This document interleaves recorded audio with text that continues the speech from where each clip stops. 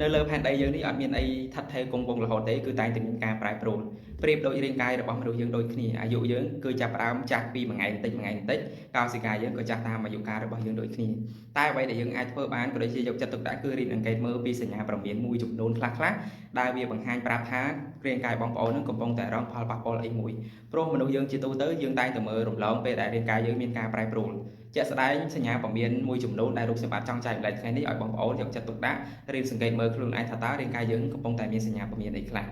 តែជាក់ស្ដែងទី1ពេលដែលបងប្អូនក្រោកពីគេងឡើងបងប្អូនមិនត្រូវបាត់ជើងតូចមែនអត់អញ្ចឹងបើបងនឹងការដែលបងប្អូនបាត់ជើងតូចបងប្អូនក៏សង្កេតមើលដែរថាតើការបាត់ជើងតូចបងប្អូននឹងមកគឺមានសភាពអីប្រែប្រួលអត់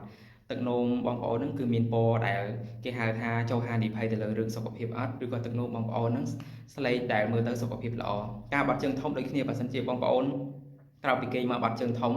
ស្រួលបានន័យថាវាបញ្ជាក់ថាកាពះពោះវៀនបងប្អូនគឺធ្វើការបានល្អតែករណីដែលចេញសញ្ញាព្រមានបងប្អូនពិបាកបាត់ជើងគឺមានការដែលគេហៅថាប្រឹងតម្រុំតែចេញមកបាត់ជើងអត់អស់បាត់ជើងមានអារម្មណ៍ថា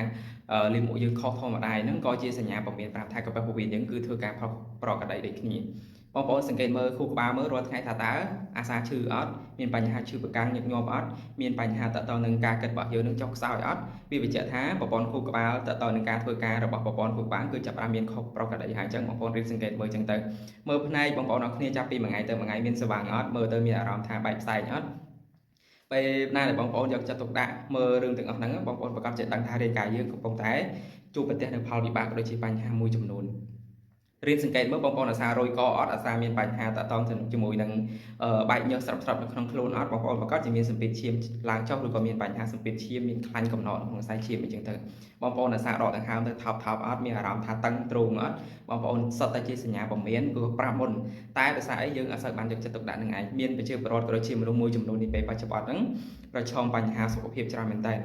កាំងបេះដូងទៅលើឈាមទៅទឹកនោមផ្អែមទៅនៅក្នុងស្រទាប់យុវវ័យជាពិសេសគឺនៅក្នុងវ័យក្មេងៗឥឡូវគឺស្បោមែនតើមានវិបត្តិសុខភាពបងប្អូនមើលតែប្រព័ន្ធ social media ទៅដឹងហើយអាយុក្មេង20ជាង30ជាងគឺចាប់ផ្ដើមមានបញ្ហាតទៅនឹងលើឈាមមានបញ្ហាខ្យល់កមានបញ្ហាទឹកនោមផ្អែមអញ្ចឹងទៅគឺមានបញ្ហាប្រឈមច្រើនមែនតើដោយសារអីគឺពួកគាត់គេហៅថាអត់សូវយកចិត្តទុកដាក់នៅក្នុងការដែលគាត់ញ៉ាំចំណីអាហារឬក៏មានការប្រែប្រួលអីគឺគាត់អត់សូវបានតាមដានដោយសារគាត់គិតថាគាត់នឹងក្មេងគាត់អត់សូវយកចិត្តទុកដាក់ទៅលើរឿងរ៉ាវសុខភាពដែលធ្វើឲ្យគាត់នឹងមានហានិភ័យអាយុជីវិតនឹងឯងអញ្ចឹងនៅក្នុងវីដេអូនេះគឺខ្ញុំចង់ឲ្យបងប្អូននឹងព្យាយាមសង្កេតមើលសញ្ញាព្រមានមួយចំនួនដែលរូបសម្បត្តិបានចែងដាច់បាញ់ហ្នឹងទៅព្រោះពេលណាដែលបងប្អូនដឹងថាសញ្ញាព្រមានរាងកាយយើងកំពុងតែមានអីខ្លាំងគឺបងប្អូនចាប់ផ្ដើមសង្ស័យក៏ដូចជាមានការដែលយើងមិនទិលនៅក្នុងចិត្តគឺយើងអាចទៅឆែកសុខភាពឲ្យដឹងច្បាស់លាស់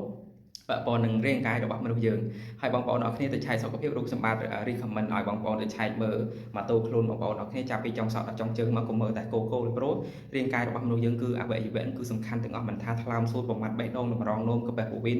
គឺសំខាន់គ្រប់កន្លែងអញ្ចឹងបើសិនជាបងប្អូនស្រឡាញ់តូខ្លួនទាំងមូលហ្នឹងបើបានមានឱកាសមានពេលទៅឆែកសុខភាពមើលមកតូខ្លួនទៅបងប្អូនអរគ្នាដើម្បី